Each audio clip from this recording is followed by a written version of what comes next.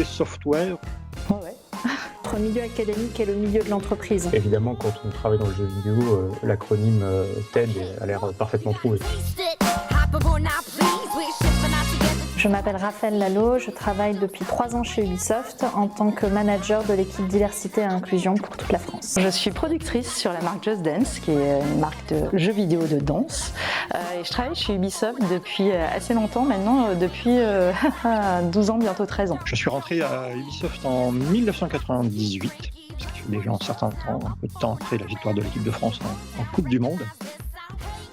À Ubisoft, au quotidien, je dirige une équipe de R&D qui travaille sur le lien entre le jeu et l'apprentissage.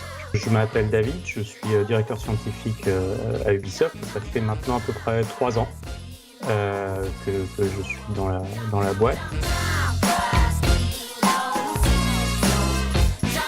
Moi personnellement, j'adore cette idée de tendre vers quelque chose et jamais tout à fait y arriver. Donc je trouve que c'est à la fois cette idée d'attraction et cette tension de comment on va faire pour y arriver sans tout à fait arriver à cet endroit-là. Donc c'est une assez belle définition de l'innovation en fait.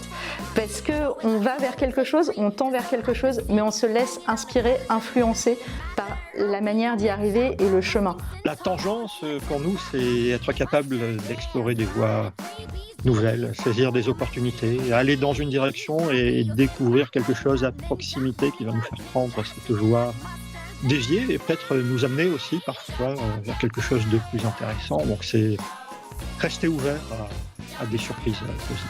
Mon fil rouge qui m'autorise à dévier des horizons prédéfinis, c'est de me dire est-ce que ce que je vais faire demain ou dans un an correspond à des valeurs qui, elles, ne changent pas. Sur certains projets, on a tenté des choses un petit peu différentes. Et ce qui est marrant, c'est que la tangente, parfois, elle marche pas. On va explorer quelque chose qui ne réussira pas, mais voilà, c'est aussi en tentant des choses que l'on apprend. Donc, on doit toujours faire preuve de curiosité dans notre milieu si on veut surprendre nos utilisateurs. En fait, sinon, on se retrouve à tourner en rond.